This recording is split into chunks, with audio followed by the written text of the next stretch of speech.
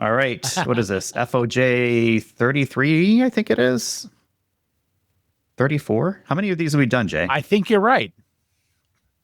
You think I'm right? I don't know. They all kind of go together after a while, but I 33 might be right. Actually, it's 34. We should totally because 33 was last week.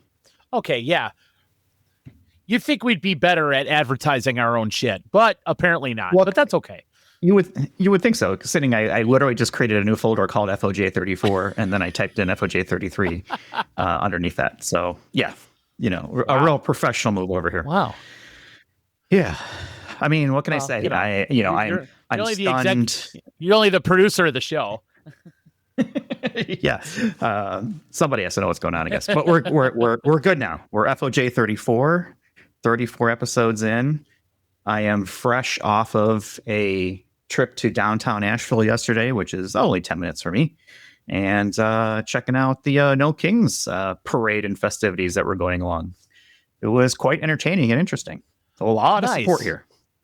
Yeah. Well, I was going to say, I know we don't touch a lot of politics on this podcast, and that's fine.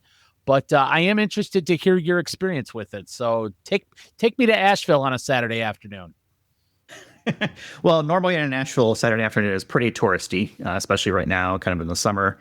But we had estimates are somewhere between like 2,000 and 6,000 people throughout the day come through, because there were a few different events.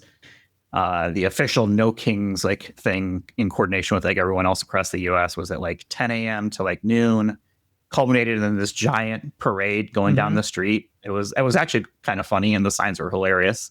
No problems at all. It was all fine. And then there was another event right after that at 1:30, kind of downtown in the middle of the city, kind of this place called Pack Square, which is where kind of everyone gathered.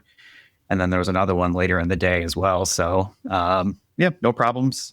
People were in pretty good moods and, out supporting democracy. It was kind of interesting to see. Didn't even see the need for I don't even notice any police or anything like that. And there wasn't any need for it. It was pretty interesting compared to what you see on news coverage for some other cities that might be struggling with it. Namely LA, which has largely been peaceful, but not. But obviously they've had some hooligans torching some stuff, which is counterproductive to the message. Yeah. And outside of what the protest was about, LA just really has problems with this kind of thing. I mean, they had the riots in the 1940s. They had the Watts riots and civil rights in the 1960s. They had the Rodney King riots in the 1990s.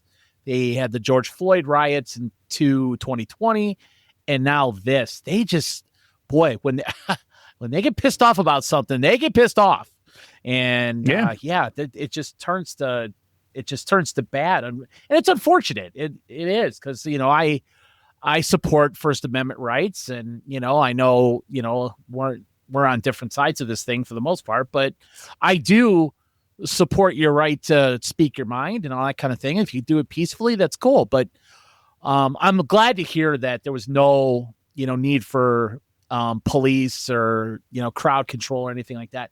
When I get upset about protests is when they become disruptive. Blocking traffic. That's true for anything. That's annoying. I've seen that in Chicago. Yeah. Downtown Chicago, people cutting off. It happens in Chicago for sure. Yeah. Yeah. I mean, I think, and you're never going to solve for that. Most of these protests that I've seen have been 90 to 95% fine. It's these 5% of hooligans who take advantage of the situation, and they were going to do something stupid anyway. And they don't really, like I said, it doesn't help the message on either side, because, bad shit happened this week again on both sides, especially with, the news up in Minnesota, this, right winger shooting Democratic officials. So, it's just, like I said, it's 95% is good everywhere. And then you get this stupid 5% that takes advantage of the situation to do stupid shit. Yeah. Right. And I know I need to read the backstory, but from what I understand, wasn't that Minnesota shooter a Tim Walz appointee for something, or no? No, I mean, he's not. He's a right-wing Christian pastor, okay, anti-abortion. And yeah, I mean, there's a lot of misinformation going around, including one that he was like some sort of Marxist thing. well, that's why I asked, idiot. because Yeah. No, this was you're definitely saying that's false. right wing. That is all over. Absolutely. Yeah, it is not that at all. And this is the problem that we face as a society with disinformation and misinformation. Yeah, because I read that from multiple places. So and that's why I ask. So I'm just curious, where did you read that apparently from? they have not found this guy yet. Yeah, where did you read that? It's just main news sources. I heard it. What is it? I heard it on Chicago News Radio, read it on the internet on both CNN and Fox.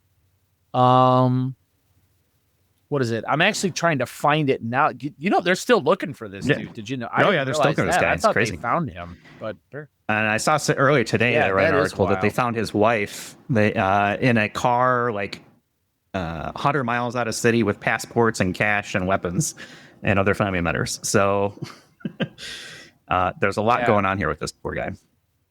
Yeah. No, it's obviously it's sad. You hate to see it. You hate to see things like that happen.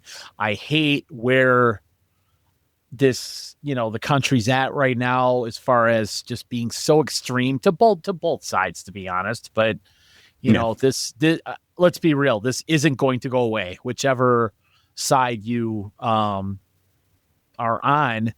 There's a huge divide, and that's sad. And we are going to be dealing with this for another 3.5 years, so I do see the thing you're talking about. That's me, but so that thing about the state board that you were talking about. Yeah, he was on some sort of workforce development board in 2016 from the former governor. Yeah, back then. Yeah. So yeah, that's news that I hadn't seen yet. I don't think it really matters too much. Yeah. No. Either way, it doesn't matter who you are. What's scary? Walking around and putting that mask on and shooting people in the face. Come on. Did you see the? Yeah, that mask looked like something out of like the movie Halloween or like Michael Myers type stuff. And holy crap! Could you imagine? Somebody rings your doorbell and you've got that staring at you when you answer the door. Holy crap! Yeah. Well, apparently he was pretending to be a police person and had like some sort of similar, like a police car or something that looked like that. And so definitely took some efforts here to do it. So definitely targeted. Well, apparently he texted his a friend of his, and they interviewed, I guess, his roommate or something like that. And I guess there was a text from him saying, "I'm going to be gone for a while and I may be dead shortly." So, yeah, apparently this guy is prepared to die based on what he was doing. Apparently he had a huge manifest with a ton of names on it, including the governor of Minnesota. So, yeah, scary stuff, man. I'll be honest with you.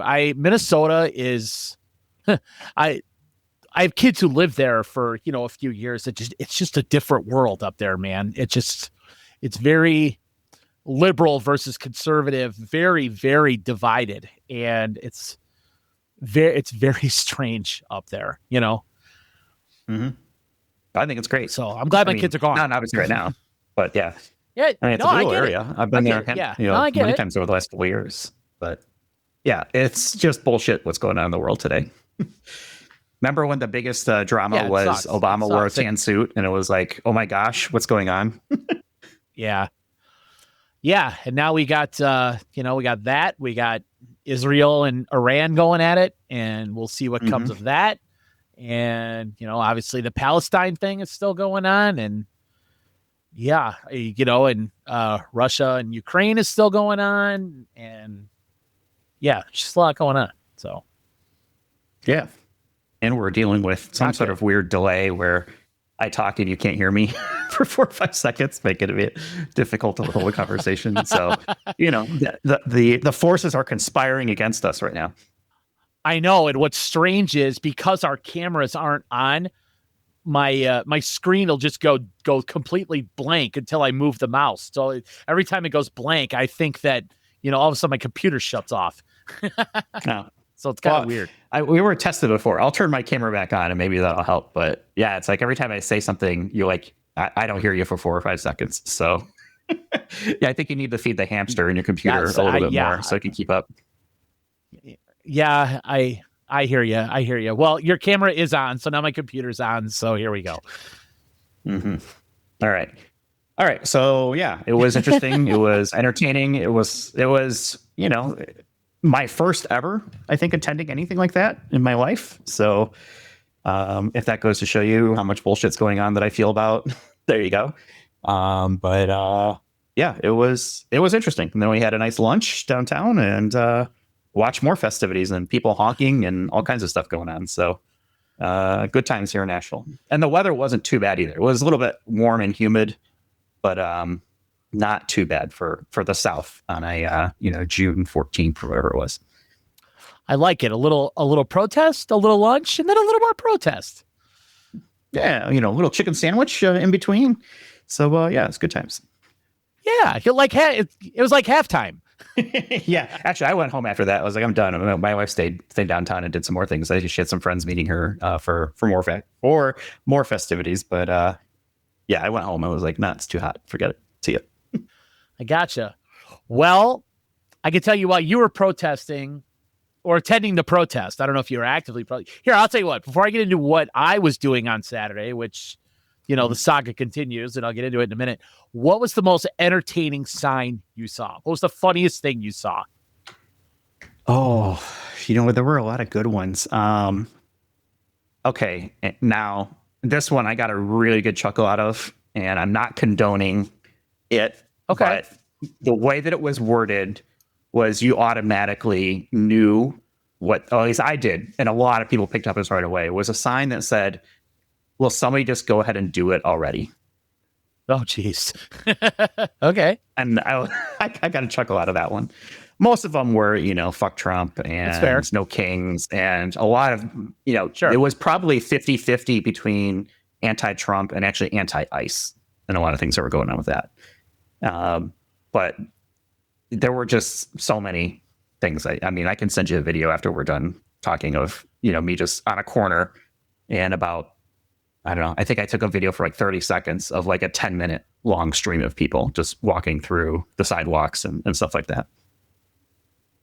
Sure. I mean, there wasn't anything creative that I haven't seen elsewhere. Right. Well, here's you want creative. I saw this on the internet. And it's actually pretty funny. There was a guy, I don't know where he was, but a guy with a sign that he was wearing an Edmonton Oilers jersey, for hockey. And he said, I thought we already eliminated the Kings. So that's pretty good. Yeah, that's pretty good. That's pretty solid. So yeah, my Saturday was on the baseball field again, and we crapped the bed again. Lost 8-0. After on Friday, we actually won a game on Friday. Won a game 10-8, which is good. And then we lost a game 13-4 against a team that has just beat the ever living shit out of us all season long. I think they've beat us 3 times now, and in those 3 games they've scored I think like 45 runs, and we've scored like 14 maybe.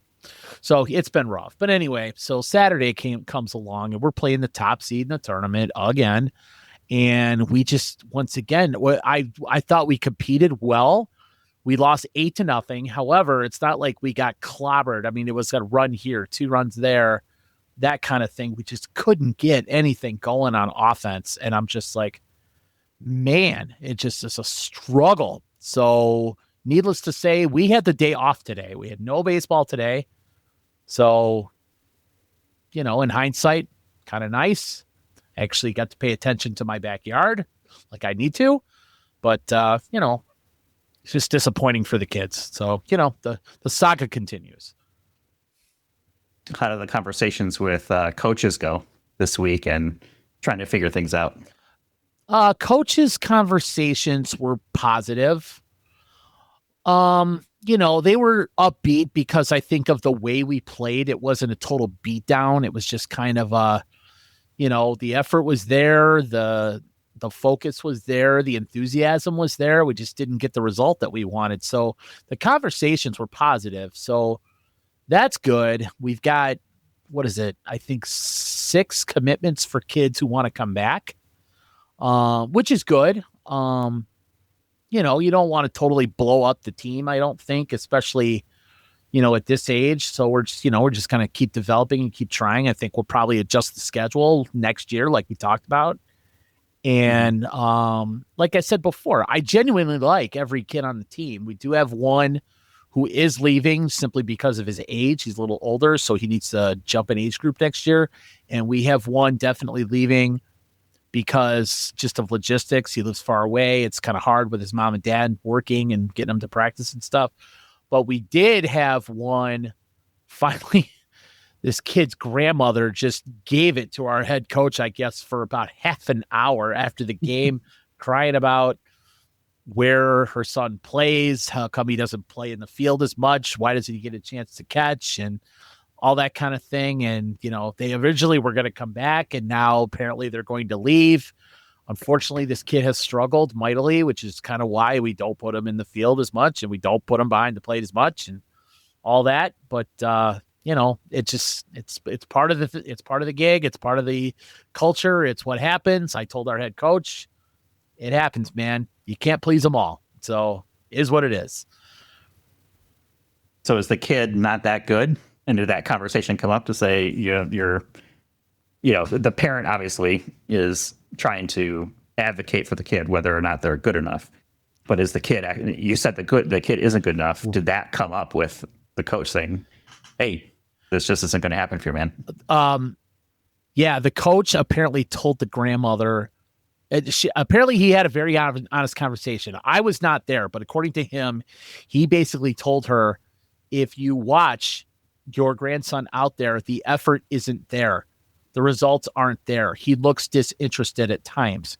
We are giving him, opportunities to improve, but sometimes he's got a bad attitude. It's, it works both ways. And of course, every parent and grandparent thinks their kid's the greatest, and, there's no accountability and all that kind of thing. But, it was an honest conversation, which I think was why the talk took half an hour, because I'm sure there was a lot of back and forth. But I gotta respect our manager. He kind of stuck to his guns and basically said, look, it is what it is. If you choose to leave, that's totally fine. But, we need his best effort for the rest of the year, and then we'll support him wherever he goes. But it is what it is. So, yeah. Can't coach that. Can't coach attitude. Nope. Was it Mike Singletary said, can't win with him? Can't do it. Can't win with them. Yep, exactly. What was it? Can't win with them? Can't coach with them. Can't do it. Kids these days. So what's next for the team? What was that? What was that? I say, what was that tight end's name? Well, who do you remember? Vernon Davis for the Niners. What was that tight end's name? Vernon Davis. That's right. I think he went on to like a couple Pro Bowls. He was actually pretty good. Yeah, he was decent. What's next for the team? So we've got 3 tournaments left.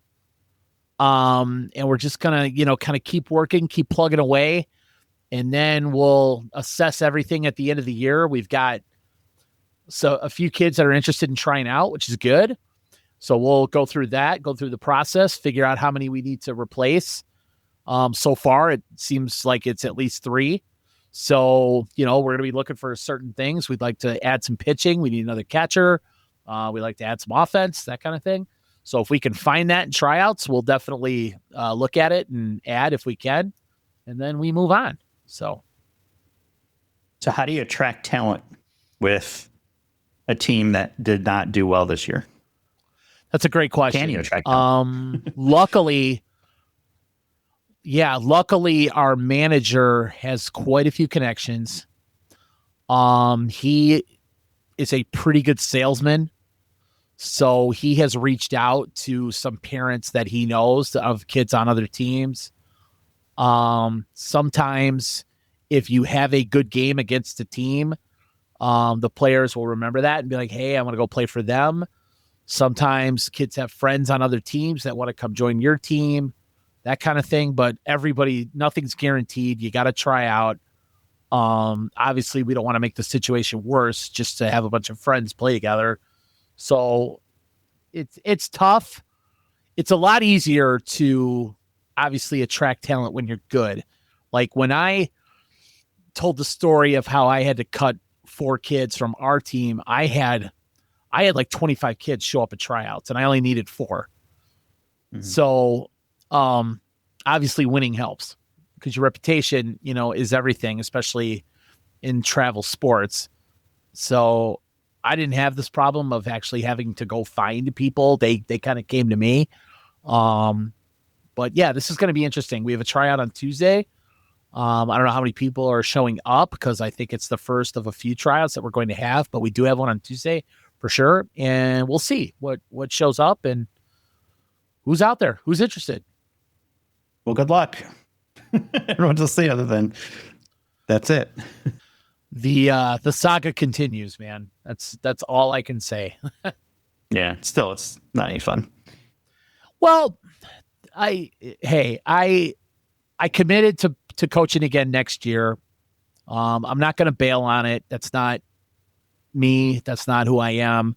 I want to continue to see if we can right the ship and, you feel kind of a commitment to the kids that you already have to see it through, if you will. So barring any unforeseen circumstances that don't allow me to do it, I'm coming back. And, they said they'd have me back. So, yeah. Okay. Well, hopefully if things finish strong and get things figured out and then, get into next year, I guess. Yeah, exactly. 13U becomes 14U. So hopefully 14U JR Stars is a little bit different than 13U JR Stars. So, yeah, right. So, yeah. Well, yeah, this delay is killing me, man. Other news. Sorry. Hopefully it sounds better than it trying to operate. So I'm trying to answer you as quickly as I can. So what are you watching NBA or NHL? I know you don't watch live TV, but are you following this stuff at all? I know that it's tied up 2-2 for the NBA, and I have no idea what's going on in the NHL. Yeah, it's tied up 2-2 in the NBA, which I think it's a surprising 2-2 because I think a lot of people thought OKC would just kind of roll through Indiana, but the Pacers are actually, I've seen all 4 games, and the Pacers are actually better than I thought they were. They're you don't get the NBA Finals and not solid be good. Defense and true, but I thought OKC was, I don't want to say substantially better, but I thought they were better and it was pretty obvious. But these 2 teams are pretty evenly matched, so I give Indiana a lot of credit. Well, good. What's going on in NHL? I just clicked over and I see Florida's NHL, you 3 games to 2. Florida's up 3 games to 2. They won last night in Edmonton. So big win on the road.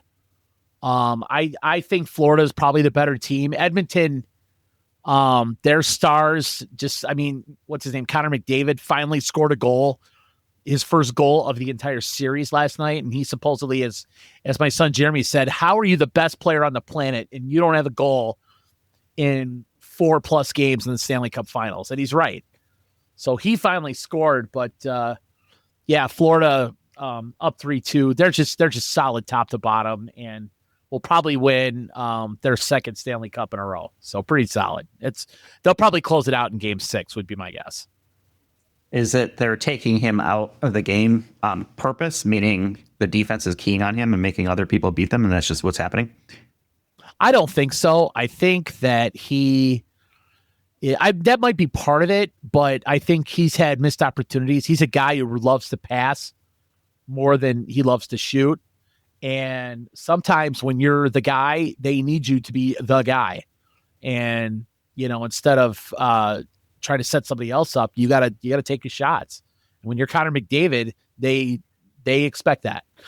So, you got to, Right. they need Connor McDavid to be Connor McDavid, So Okay. we'll see. But, usually it's a exciting time when you got Stanley Cup on one night and then the next night it's the NBA Finals, and they kind of alternate back and forth. So if you're a sports fan who watches this stuff like my house does, it's kind of cool because there's a game on every night, which is kind of fun.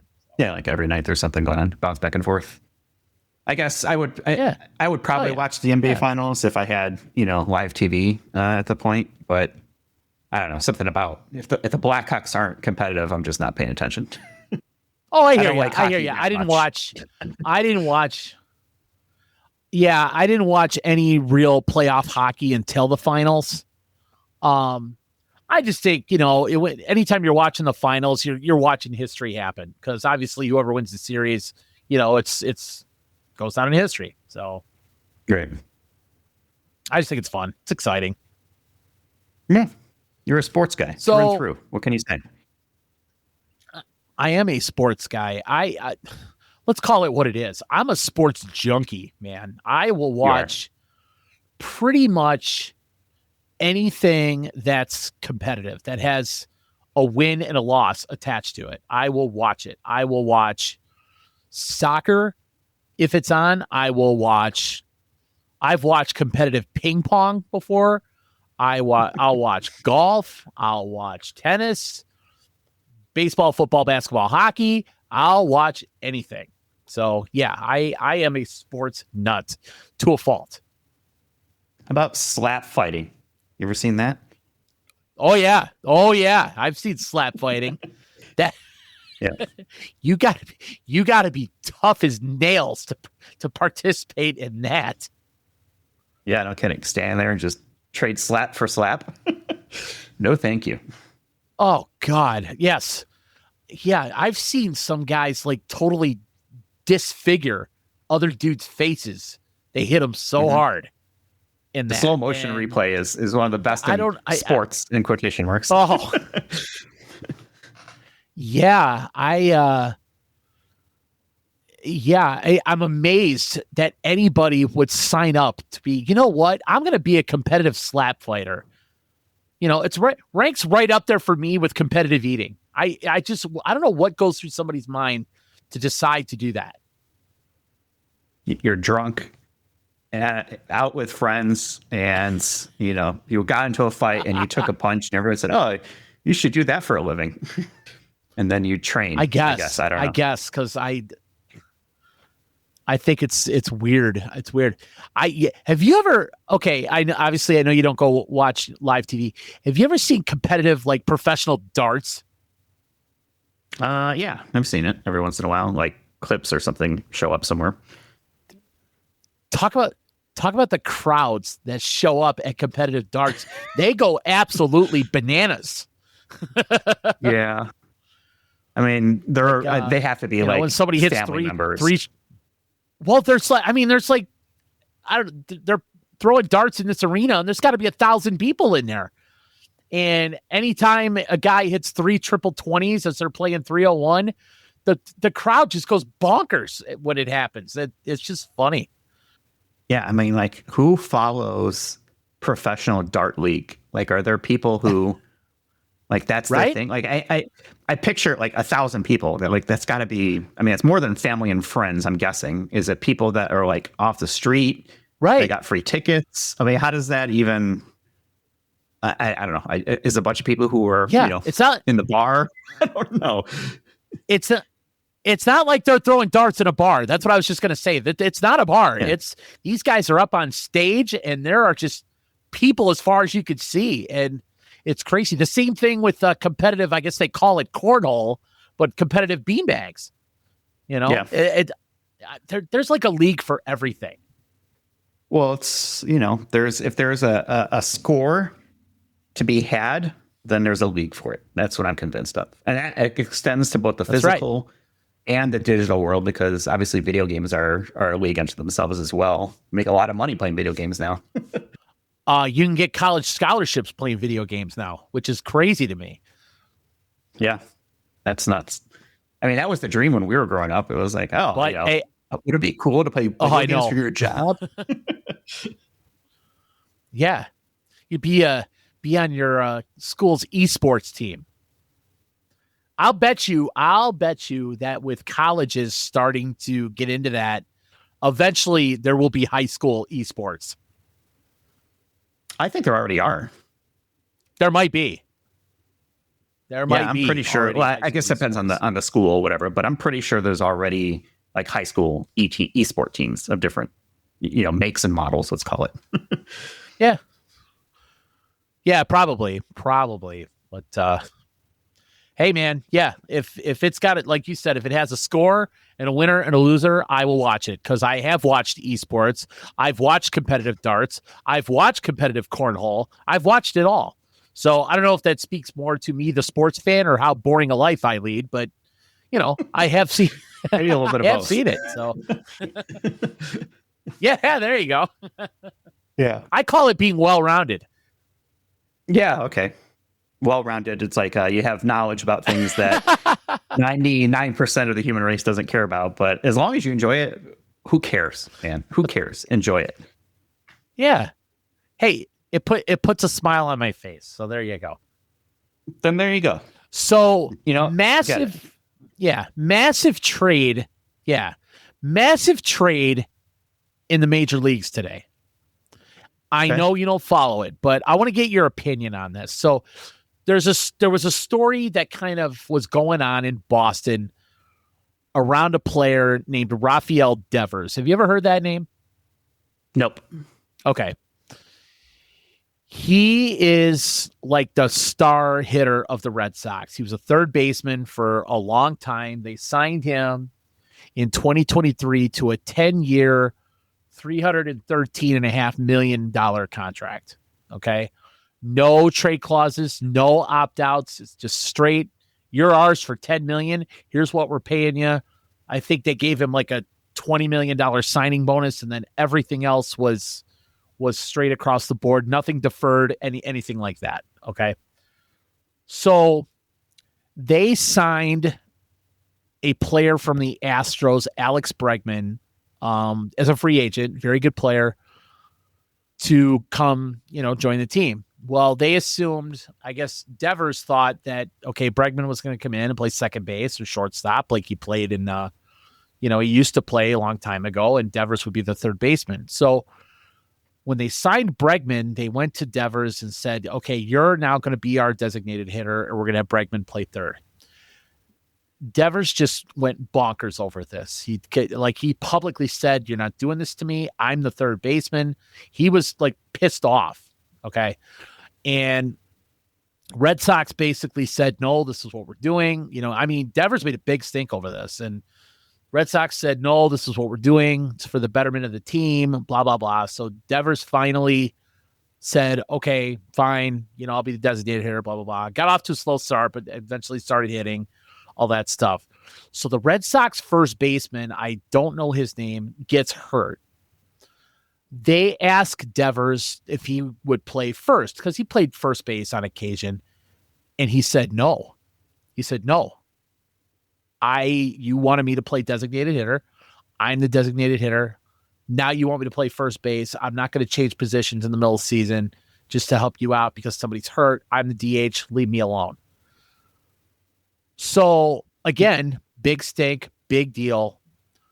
This happened about 3 weeks ago. So today, right before the Giants are about to play the Dodgers on Sunday Night Baseball, they announced that the Red Sox have traded Devers to the Giants. Their best player. Their best player, like by far. And all of his contract, the Giants are now going to eat all of the contract. So the Red Sox have basically totally cut ties. They got 4 guys for them. I don't know if any of them are any good, but basically saying, you are a pain in our ass. We're getting you out of here. My question to you is, do you think that Rafael Devers, or any baseball player for that matter, has a say in what the team does with him as a player once he signs that big of a contract? I think they have some say in it, but I think that's also somewhat of a test. If the person's not a team player, then do you really want that person on the team? So, I mean, it seems like a bunch of babies. Like, okay, you're not going to play first base. Why?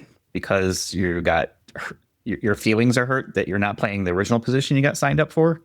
Okay, Right.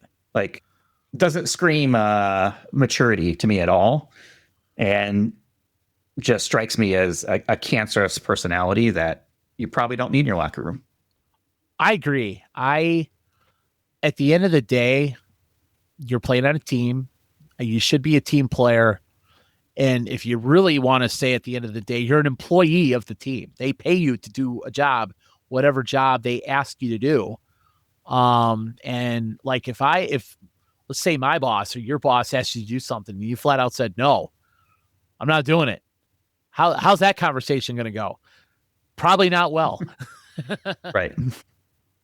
Well, plus what they're paying as well. I know you got by some yeah, exactly. And I mean, we're not talking a burlesque show in Vegas. You know what I'm saying? Yeah, exactly. This is yeah. But what's interesting is the Giants have one of the better third basemen in baseball in Matt Chapman. Granted, he's hurt right now, but he's also signed for like the next 5 years, 4 or 5 years with the Giants. So chances are Devers is going to be their designated hitter with them as well. The thing is, Devers didn't have a no trade clause, so he could not say, you can't trade me here, or you can only trade me to these certain teams. He didn't negotiate that. So the Red Sox basically said, screw you. We're going to send you wherever we want, and we're done with you. You know, that kind of thing. So it's going to be interesting to see how this plays out. But I just wonder what your take was on, I guess, a player's right to choose how he's handled when he's on a team. I think they're an employee and there's certain expectations, but jobs change. It happens to every single one of us. We take on either new responsibilities or give up responsibilities that we had, and we just have to deal with it. And the fact that this guy's getting paid millions of dollars and is a baby about it, nah, fuck him. Get him off the team.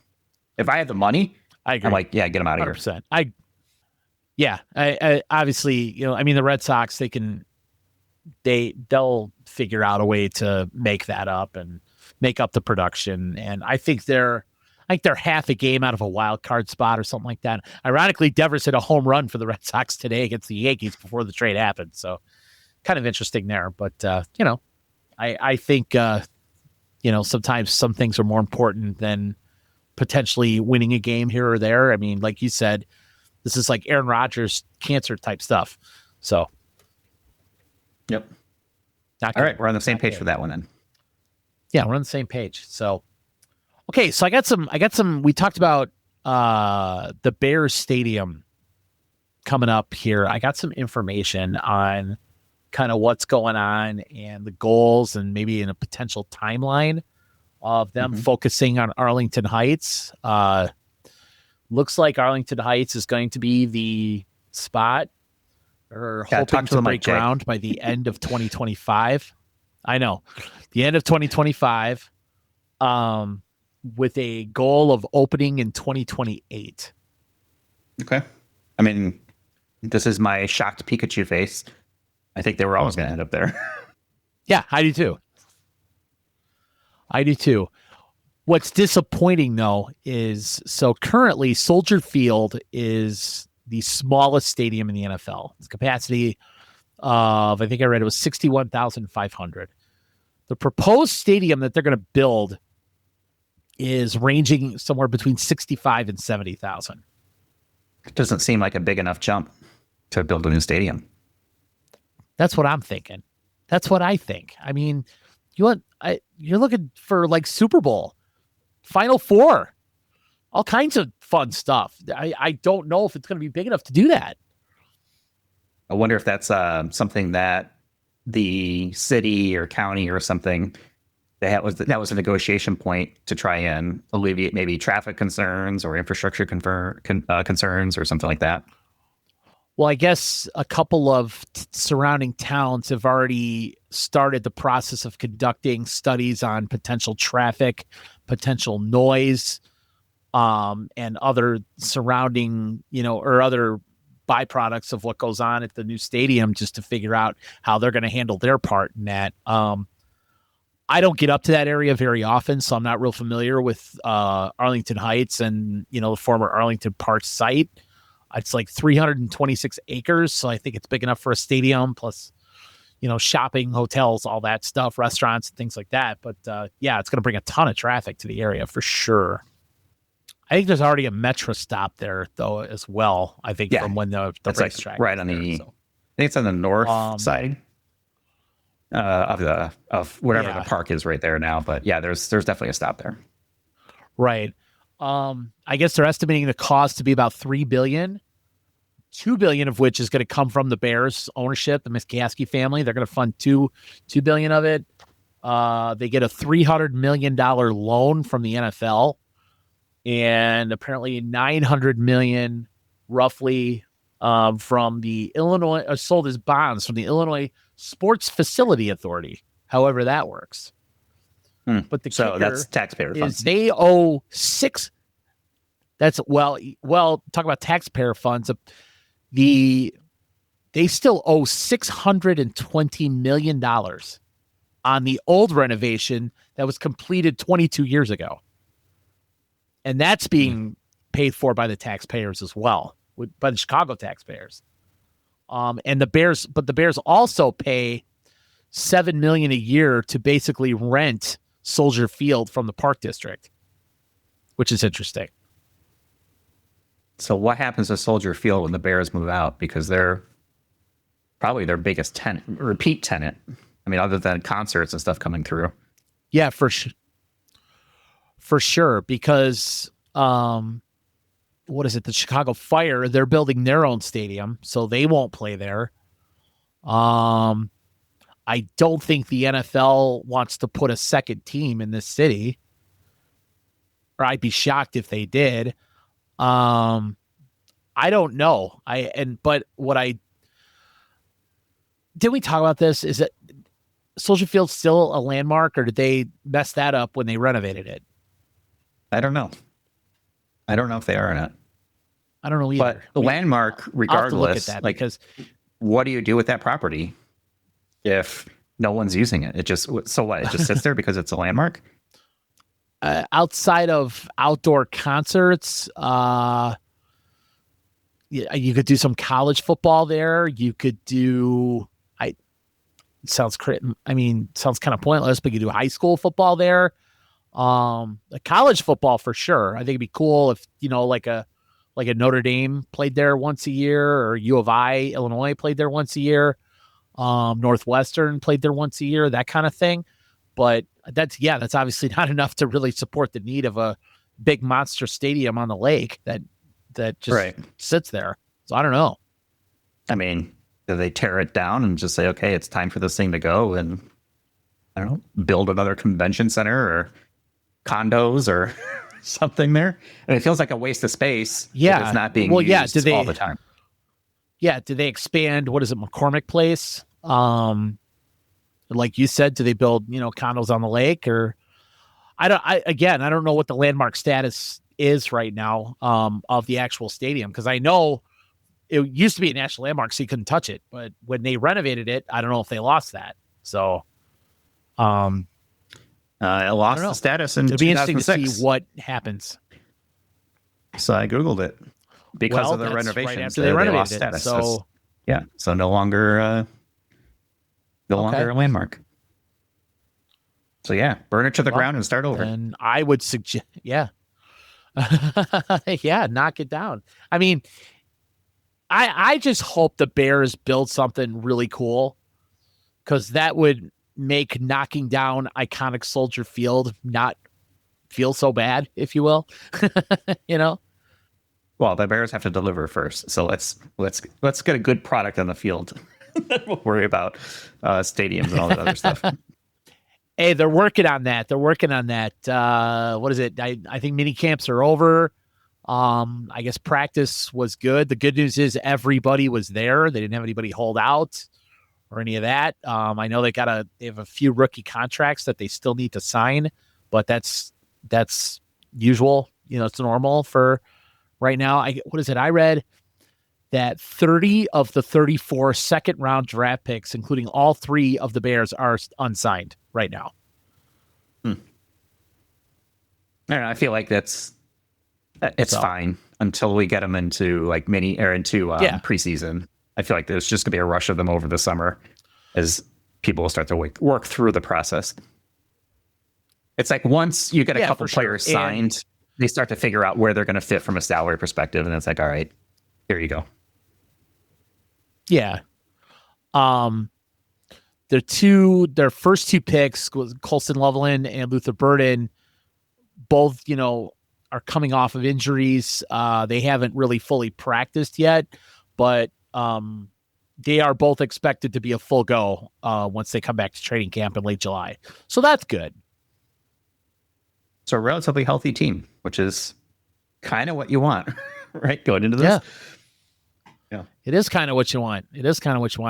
I'm just excited to see what Caleb looks like with a real offensive line.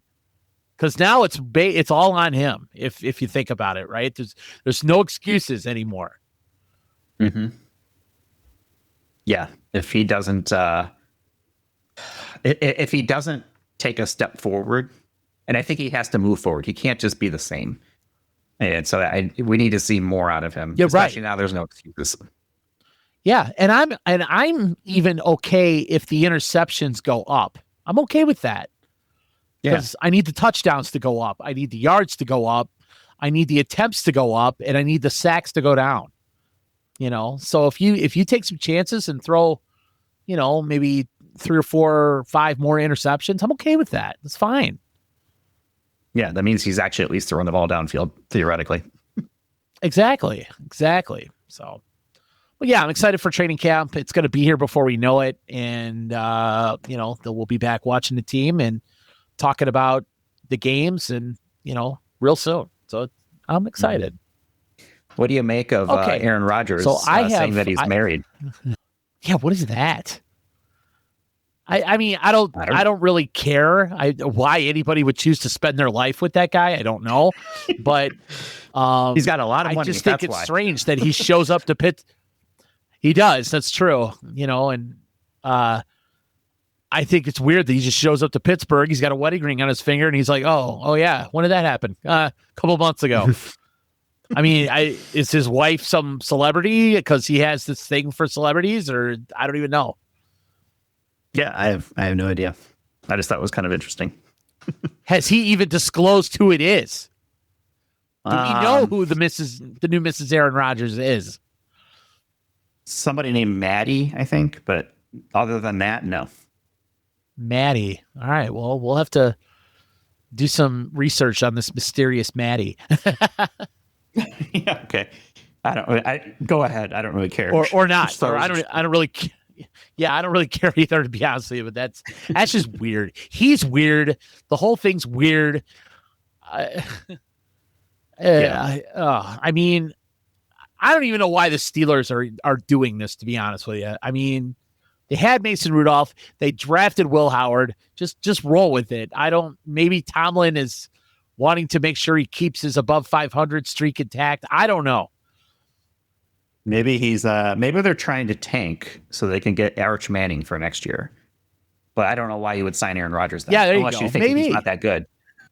I mean, Cleveland is going to probably have the worst record. Well, we'll find out. And they'll have another chance.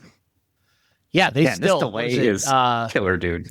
I have no idea how this is going to turn out. I know. I hope it. Well, we'll find out. So yeah, I'll warn the guys that I know. I'll be like, hey, we had some technical difficulties, so we'll see how it goes. Okay, so I have sports edition of Would You Rather. All right, I got about hit me 15 scenarios for you. All right, you ready? Jeez, 15. All right. Would you rather, Jeff? 15. Okay. Would you rather be the best player on a terrible team, or would you rather be the worst player on the team that wins the championship? I'm going to say the best player. if I'm the worst player on a championship team, I feel like I got a participation trophy, and that doesn't do anything for me. I'm going to say the best player as well, because if I'm the best player on a bad team, chances are I can probably get off that bad team sooner rather than later. Like if I became a free agent or somebody might want to trade for me, that kind of thing. If I'm a bad player, yeah, I've got a championship ring, which is cool, but chances might be I'm either stuck or I might not have a job next year. Also true. Yeah. So I'm with you. I hadn't considered that you could force your way off the team, but either way, I'm not about participation trophies. So yeah, I'll be the best player. Right. I agree. Okay. Would you rather have a long career, and this is in any sport, would you rather have a long career that was considered average to good, or would you rather have an awesome career, like all-time level, but unfortunately have your career cut short? Whether it was injury, why is my career cut short? Something happened, whatever. Let's just say it's a difference. I know. Okay. Let's say your injury. Yeah, it was cut short due to injury. Yeah, I think I'd want to be an all-timer, even if it was for a brief career. Okay. Again, I would agree with you. Case in point, Bo Jackson. Yeah, still talk about him. And he went on to have a great career in Tecmo Bowl as well. Yeah. So that we still talk about. Yes, he did. Yep. Yes, he did. Him and Marcus Allen were unstoppable. Mm. Okay, would you rather win an individual most valuable player award, so be an MVP, or would you rather win a title as a team, on a team? I mean, am I a good player on that team, or am I the bad player again? No, again, average to good.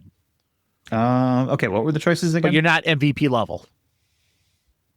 Would you rather win an MVP or win a title? I guess title, but I wouldn't be sad to win an MVP, only because I think there are fewer of those, which makes it a little more rare than a title. Okay. Because a title, you've got multiple players winning it. MVPs, there's only one per year. You do. It's true. I think I would rather be the MVP, because I think as an MVP, it gives you a better chance of winning a title. If that makes sense. Well, you didn't say that you would never. So, I mean, are you saying that you could win the MVP this year and then maybe in the future you win a title?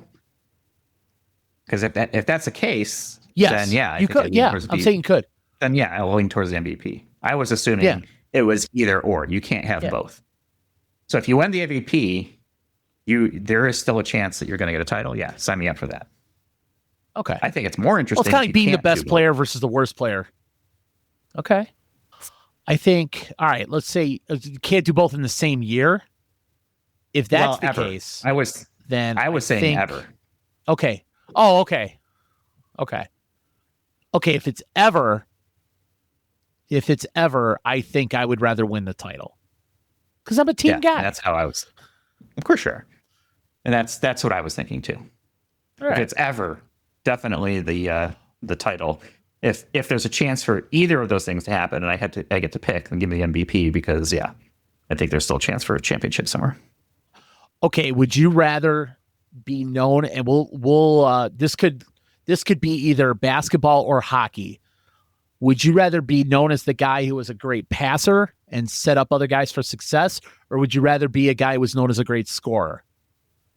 Scorer, baby. Give me the rock. Scorer, baby. Sure. and I'm draining threes. I'm dunking. Give me the rock. Give me the puck. Yep. You name it. I'm scoring. You're, as we talked before, you're Connor McDavid being Connor McDavid. Yeah. Or Patrick Sharp or Jordan. That's right. Or I probably lean towards basketball. Yeah. Give me the scoring. I'd be a scoring guard, or I guess with my height, more like a scoring point guard. So you'd rather be the man than set up the man, is what you're saying. I got it. Yeah, exactly. Yeah. I got it. All right, that's fair. Okay, if you were a professional athlete, would you rather play and you had to play outside, would you rather play outside on a cold day or would you rather play outside on a hot day? Cold day. The heat is my kryptonite. Heat and humidity. I can't imagine playing in like this. I knew this. Miami, like in the summer with the pads and the heat and just the sunshine. No, I don't know how they survived that. Okay, then it takes me to my next question though. Would you rather play a summer sport or a winter sport? Well, I mean, technically basketball is a winter sport because most of the games take place in fall and winter. So I'm indoors. Same thing for, well, I mean, hockey kind of is as well. They do. So, is it playing outside or inside? Doesn't really matter, I guess. Right. Okay. I guess winter, because chances are I'm going to probably be inside. Okay. Gotcha. Okay. Would you rather be a professional skier or a professional snowboarder? Snowboarding's way cooler, man. I've never done either. But snowboarding just seems cool as shit. Snowboarding is cool. I'll admit that. I have skied. I haven't skied in a long time. So I don't think I could get on the slopes tomorrow and really do much of anything besides break a leg. But yeah, snowboarding does look awesome. So I agree with you there. Mm-hmm. Okay. If you were a water sports guy, would you rather surf or water ski? I think same thing. Surfing seems a lot cooler than water skiing. Again, I've tried surfing. I've never been able to do it. So, but surfing is cooler. I've never surfed in my life. Never tried it. I have attempted to water ski. I was able to get up on skis as a kid. I was not able to get up on skis as an adult. So I went backwards in my water skiing. I think the last time I did water skiing, I did it once, and it was in a lake somewhere in Chicago, maybe Wisconsin somewhere. And I couldn't, get up, as they say, on the ski, but I also didn't let go of the rope. And so I was getting dragged around by the boat. And before I was like, oh, I should probably let go of this. Face plant in the water. And oh yeah, for sure. Yeah. And just decided to I've been there, man. Yeah. And then we went back to tubing, and that was a lot more fun. We'd take two tubes, attach them to the back of the boat, and then try and do figure eights and try and knock each other off of the tubes as we're going around the lake. Yeah, tubing is a blast. Tubing is a lot of fun. A couple of years ago, we went up to we were in Minnesota, and one of the boys that Justin played ball with, his parents had a house on a lake, and they had this boat that somehow it's a specially made boat that creates this wave behind it. And I forget what it's called, but you basically surf behind the boat. Like you start out and you hold a rope and you get going, but you're like on a wakeboard or a certain, kind of a mini surfboard type deal. But then you let go of the rope, and you're not holding on to anything, but the wave that this motor creates keeps you going behind the boat. Weirdest thing I ever saw, but it was wild. Again, Justin was able to do it. Jeremy was able to do it. Joshua was able to do it. Jason didn't even attempt it because Jason knew that Jason could not do it. Interesting. Yeah, I have to look it up and see it. Yeah, I'm not much for water sports anyway, but yeah, seems like a cool idea. Yeah, it was really cool. I need to look at what it was called. So, okay. Would you rather rock climb or sail? I mean, rock climbing seems pretty cool. I would do that. What about you? I'd rather sail.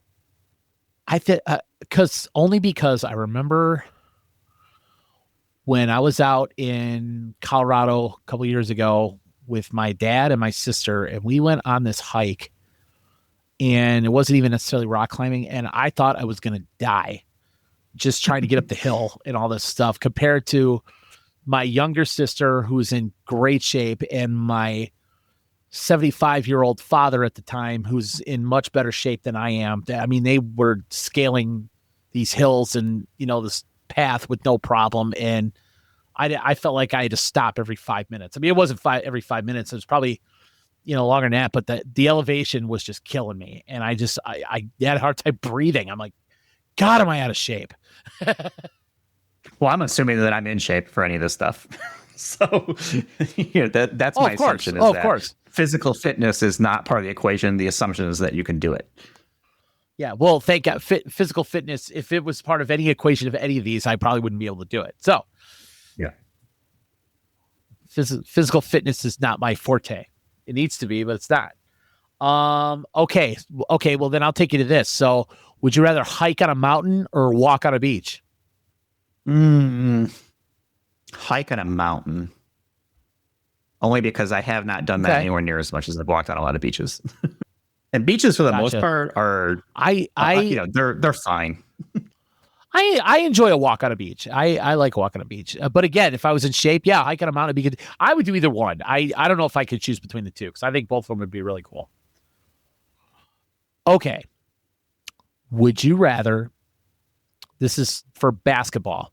Would you rather sit courtside for one game for free, or would you rather have average to below average seats for free for 10 games? Sitting courtside is way more interesting. Yeah, for sure. And frankly, out of reach for the vast majority of people. I mean, the only time I've done it was because, my wife worked for a sponsor. Got the tickets for free. Sure. That's it. Yeah. Yeah, I would go courtside as well. That's a pretty easy one for me. Okay, we've talked about this. Would you rather just go to a game or would you rather just watch the game on television? I think it depends on the game. If it's like a championship type thing, I'd rather be there. If it's just a normal regular season game, then home is fine. Regular season game. Yeah, that's where I'm at. But I got to tell you, I think we went over this. I have zero interest in going to the Super Bowl. See, I think it would be cool to go and just say, I went once. I think that would be kind of a cool bucket list thing to do. Only because it's god awful expensive. And you're not guaranteed that the two teams that are there are going to be it's going to be a competitive game, but it's more of, hey, I went to the Super Bowl. Not many people can really kind of say that.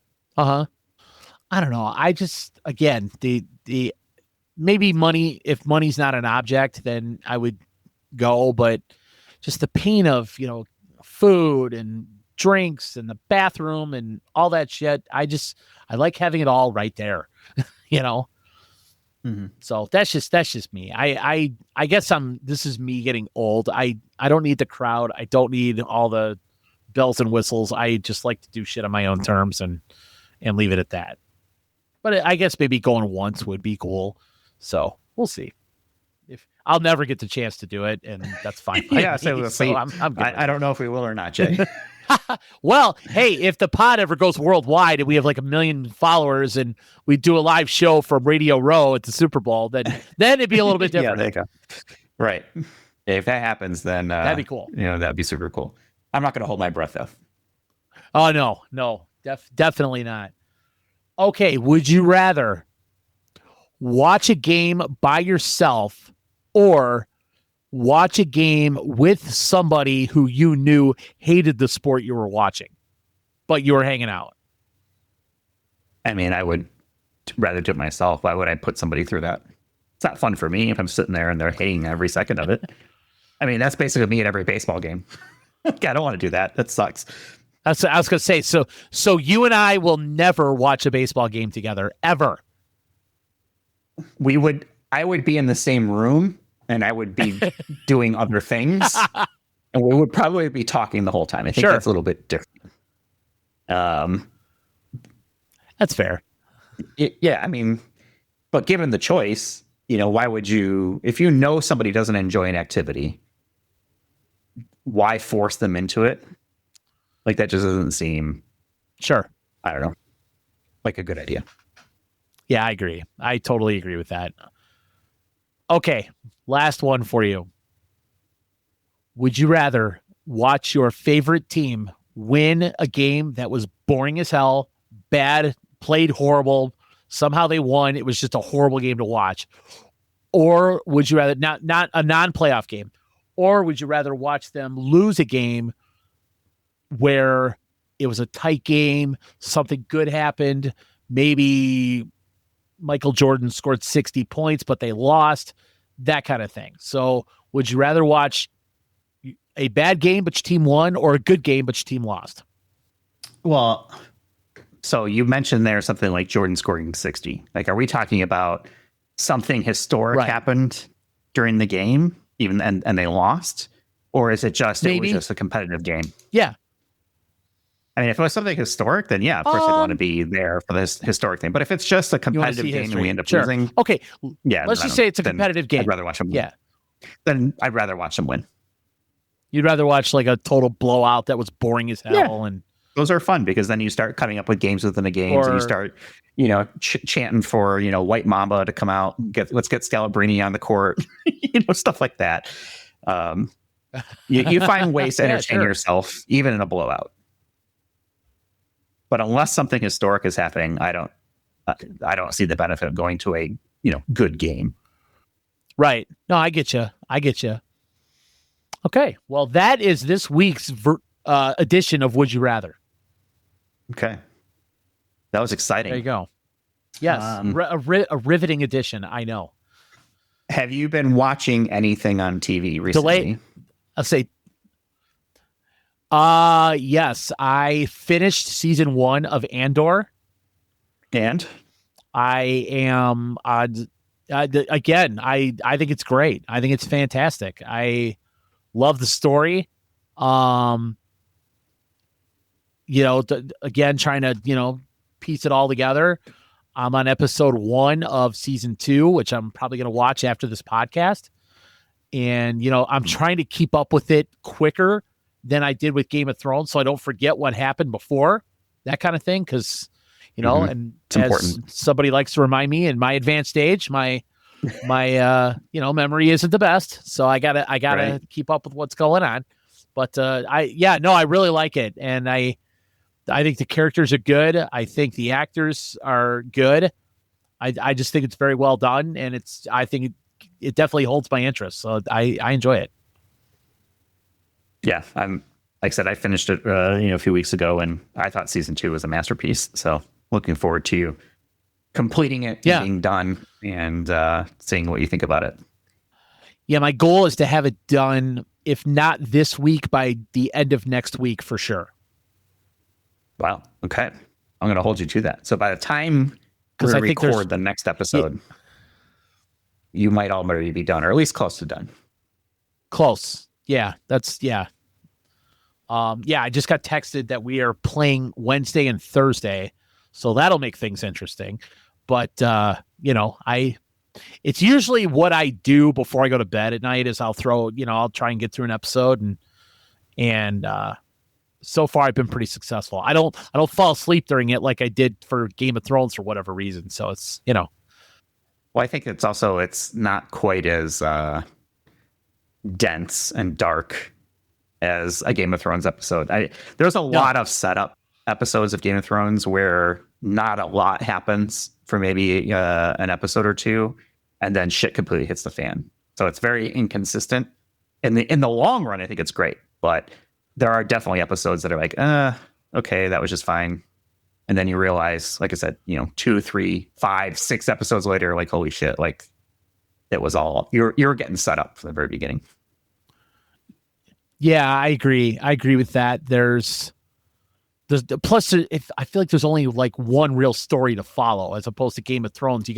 There's multiple things going on, and it's like it just jumps around all over the place. Andor, I think, is a lot easier to follow. Plus, obviously, there's no accents in it, so you understand what everybody says and all that kind of thing. So I think it's just an easier watch, which to me makes it a better watch, to be honest with you. Okay. I'm trying to think like what accents in Game of Thrones. I mean, I guess there was a couple, but I didn't consider that part of it. I have to watch that damn show with subtitle with the closed captioning on, believe it or not. Really? Okay. Yeah. Oh yeah. Some of the hardcore British accents or whatever accents they are, I I remember through like the first 5 or 6 episodes, Michelle and I were looking at each other like, what did he say? What did she say? What was that? We'd have to go back. Feel like what she said. Finally, I think it was Jen Garpolo who said you have to watch it with the closed captioning on. And once we did that, we're fine. No problem.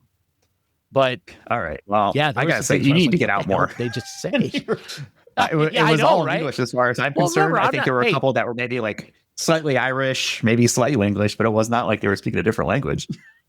I'm not a world traveler like my colleague here. So, I'm Chicago through and through. So, and I admit, this is where I live. This is where I grew up. And this is hopefully where I'm not going to finish, but you never know. So I would like to get around somewhere else, but yeah, British accents are a little bit foreign to me. So I gotta slow it down and try and understand some stuff. Okay. All right. Well, we have to go on a trip and get you out of the country. Take you international and start making some friends and start hearing some other dialects. Because there's definitely some that was like, what the hell did you say? And they are definitely speaking English. And you're like, what did you just say? Oh, yeah. No, I'm sure. Let's see. I've only been, and I know you've been all over the place. I've only been to Canada. And that's only because we went on the other side of the Niagara Falls, and I drove through Canada once, only because we were driving to upstate New York. I've been to Mexico twice. Yeah, went to Cancun once and went to Cabo once, and that is it as far as me making a run for the border. If you know what I'm saying. Everything else. So Canada is like the U.S. It's travel. There's no accent, and that includes in Canada unless you're like north. Yeah, right. Well, yeah, or you're like French, French Canada, like French Quebec Canadian, or but whatever, still, yeah, or Montreal. Everybody speaks English there. Yeah, right. And where we went in Mexico, let's be real, it was Cancun and Cabo, so both very, not real. It's not like I was going to Mexico City and I was the only gringo in the area. That kind of thing. Mm-hmm. I, both spoke a ton of English. I didn't have to use my restaurant Spanish that, I'm so fluent in, that kind of thing. So yeah, I haven't really gotten out there. My sister, she's been to Italy. I think she's been to Paris. She's been to Tokyo, just, for her job and stuff. So she's been to places, but I have not. Okay. Well, it's not too late. Get you out there. Get you see the world, flex that linguistic muscle, because I find myself having the same thing. Like if I don't use it, it takes me a little bit longer to get the understanding back. Especially for like some places I go where I would go relatively frequently, like Mexico. I would go down there once a month for client work, and I got into the habit. And so it's like, okay, I'm starting to remember, I never really spoke Spanish, but I knew enough to get around and could understand, the accent and stuff like that. But if you don't use it, then yeah, for sure, that takes a little bit to get back into it. I am a pro at speaking English in a Spanish accent. I developed that skill. Working in restaurants because I was convinced that if I threw the accent in, that, our Mexican counterparts would understand me. And I found that did not help. But yeah, between that and enough restaurant Spanish, I could probably get by in Mexico. But I mean, yeah, if I went to, say, Germany like you did, or if I went to Italy or, Brazil, or even, I'll say it, even Spain, where I think it's a different kind of Spanish, maybe. I don't know if I don't know if I'd do very well. Yeah, I don't know if I would do very well. No, you wouldn't. And that's fine, right? I think, like, unless you speak the language, it's always going to be difficult. Like, it doesn't matter. It's more of you're communicating back and forth with, halting English and, if that, or you're using, you're trying to speak their native language based on either Google Translate or, whatever you might have picked up. It's more about the repetitions. It's like it's like a sport. Right, the more reps you have, the better you be at it. And if you get rusty, that's for sure. I do like to. Believe me, I like to try my Spanish, with people and things like that. Like sometimes when I go into restaurants now, even if the salesman, I'll try and, talk to the guys in Spanish. And sometimes I get responses. Sometimes I get laughed at. But, it's all in good fun, right? So, I think people appreciate, and you tell me because you travel more, I think people appreciate it if you try it as opposed to 100%. turning a blind eye to it and expecting them to be able to speak English to you.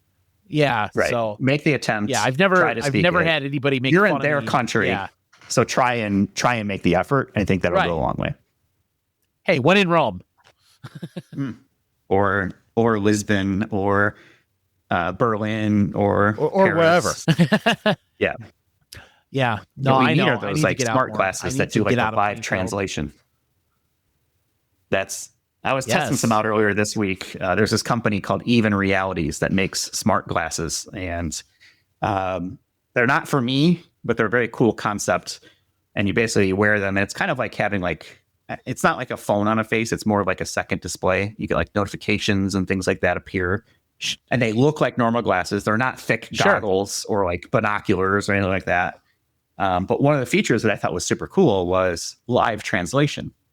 And so you can choose the language and say, okay, someone's going to be speaking to me in Spanish. And I tried this out with my wife, who does speak Spanish, and it did a passable job of showing me in English what I could see on my display was what she was saying in Spanish, close enough where you could actually have a conversation. I thought that was kind of a super cool thing.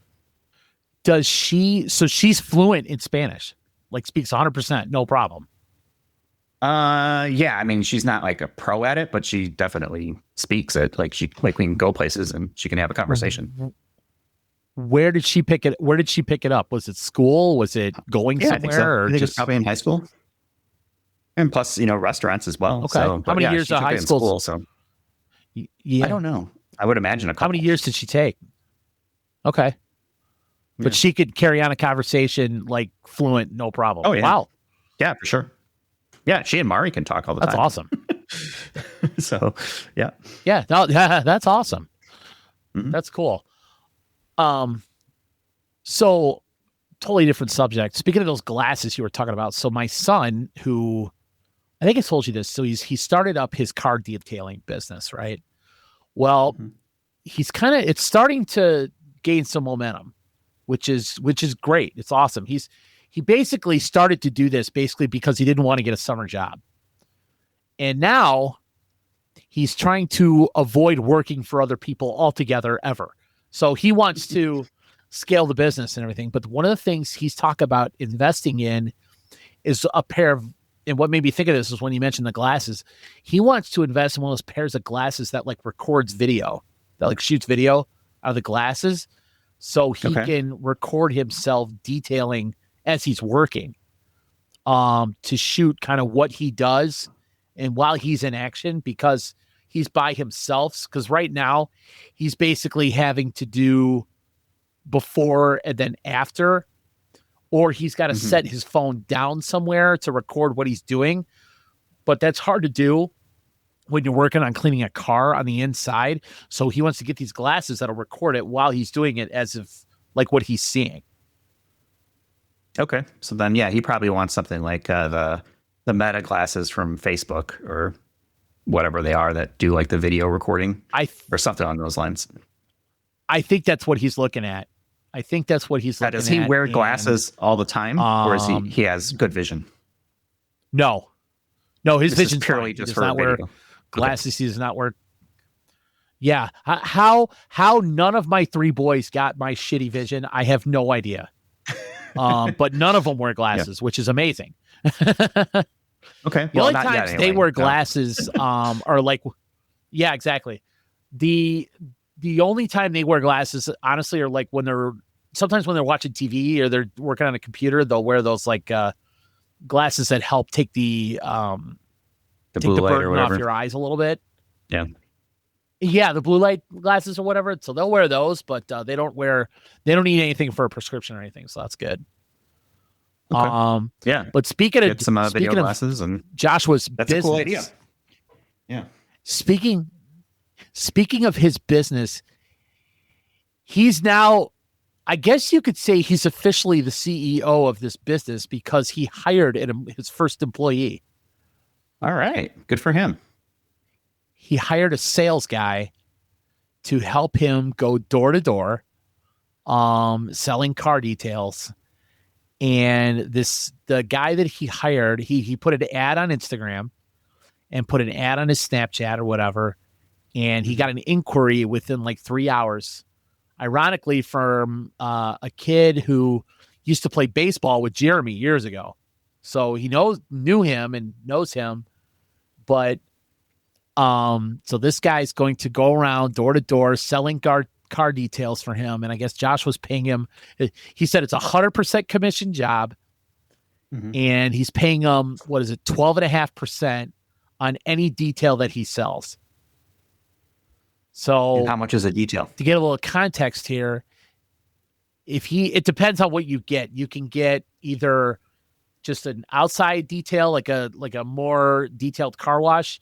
You could get just a basic interior detail, which is basically a full vacuum of the interior of your car. You can get a full inside detail, which is they vacuum the car. He scrubs the dashboard. He scrubs the seats. Basically he'll make the car look like the day you bought it. He'll polish your tires. He'll, get in the wheel wells. All that stuff. People pay, I think a full detail, he charges like $250. And that sounds about right. Generally what he's seen is people will pay that. And a lot of times he gets tipped, which is pretty cool. So it's not uncommon for him to want a full detail to come home with like $300. So he just needs to stack those up. Right. His goal is to have between 6 and 10 details of whatever sort per week and do 2 per day. Okay. But he figures if you get a sales guy out there, the sales guy, since it's all cash, can make, say you sell 2 details in an hour, you're talking, depending on what they are, you're talking, 30, 40, $50 an hour if you sell them, So it's good for the sales guy, he figures. It's good for him.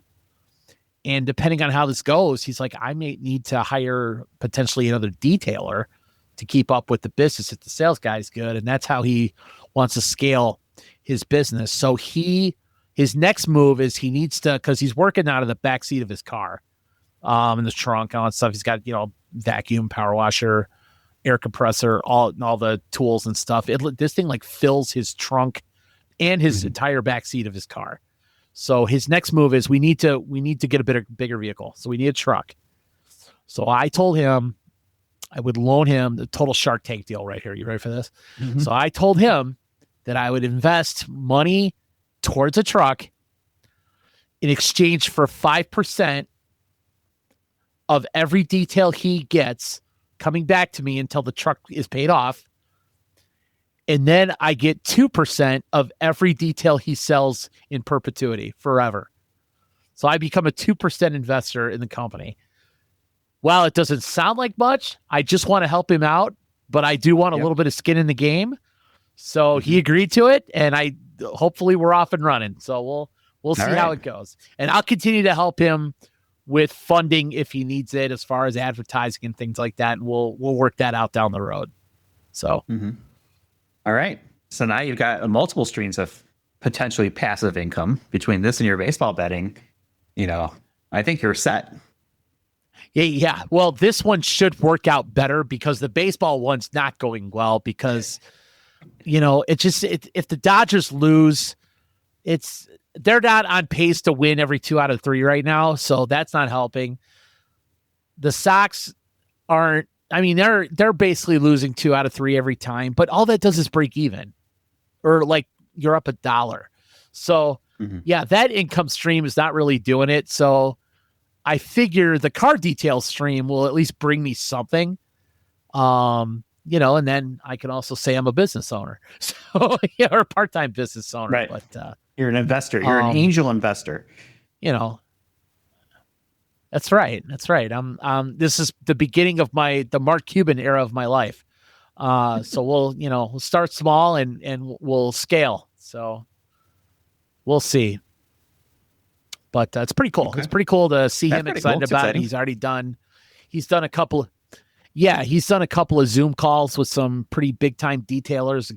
A dude out of Tennessee he had a meeting with yesterday who turned him on to this course in like sales and marketing and how to run the business that usually costs like $1,000. And I think he gave it to him for like $200 or something like that. So he's going through that course right now.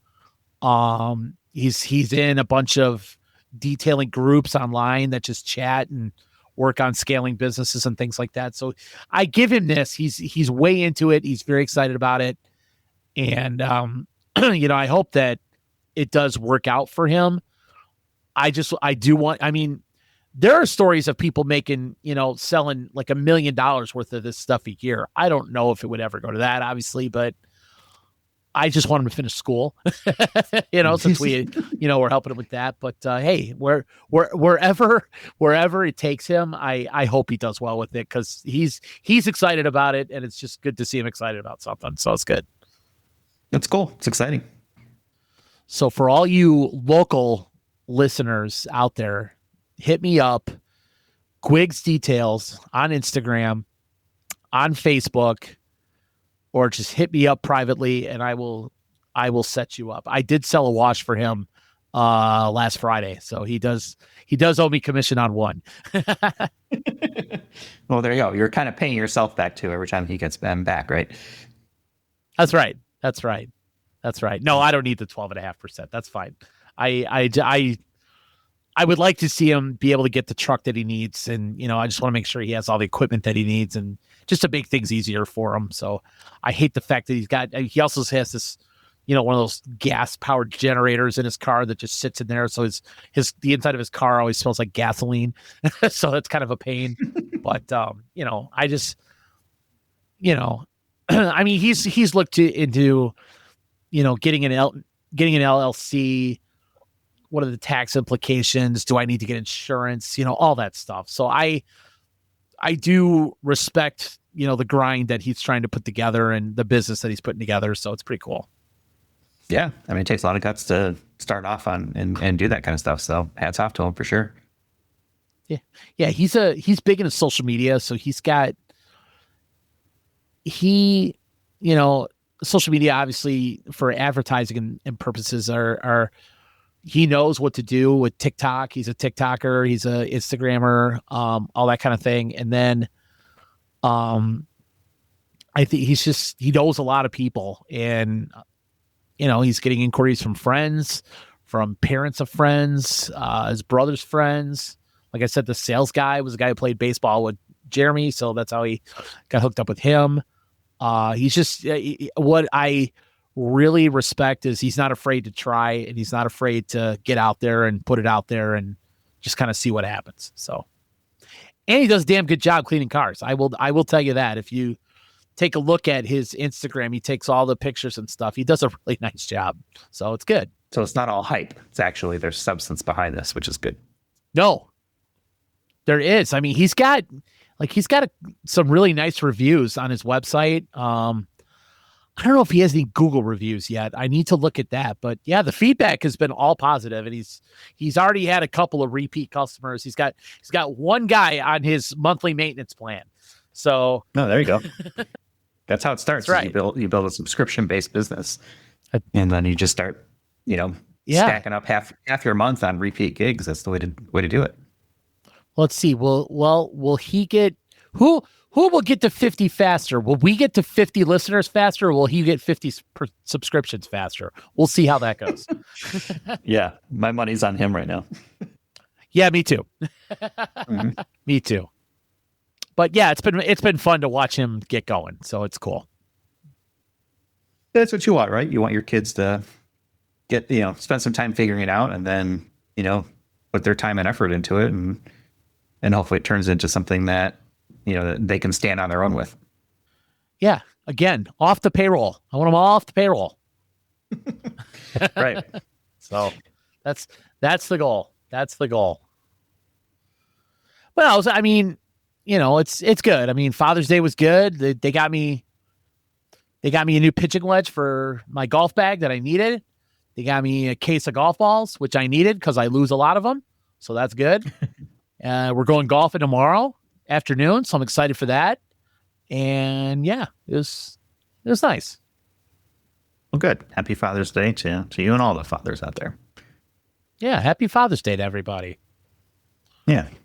But that's honestly, Jeff, that's all I got. I don't have much else. Okay. Well, I think that's plenty. An hour and a half.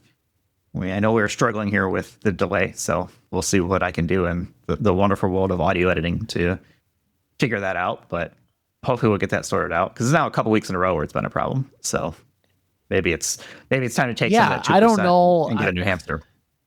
Well, maybe I'll do that. Yeah, I don't know if it's on my end or if it's just my internet connection, or because I know, Mr. IT on the other side, it's probably not him, so it's probably me.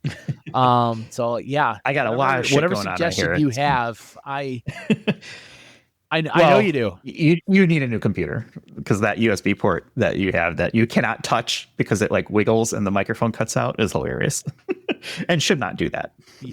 I know, it's so funny. Maybe I haven't tried it yet. Maybe I'll see if my work computer will allow it, only because that one's a lot more, it seems to work faster.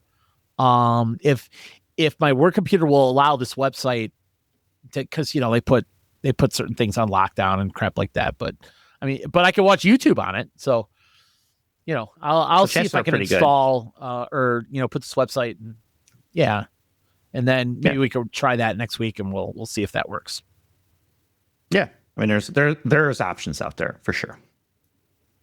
For sure. We need someone to sponsor. We need like Microsoft. But hey, we got to keep the train rolling. Razer or somebody to like sponsor the podcast, and we can get Jay a computer. We start a GoFundMe. Well, maybe I'll get Gwig's details to pay for advertising time, and then they can fund a new computer for me. Yeah, there you go.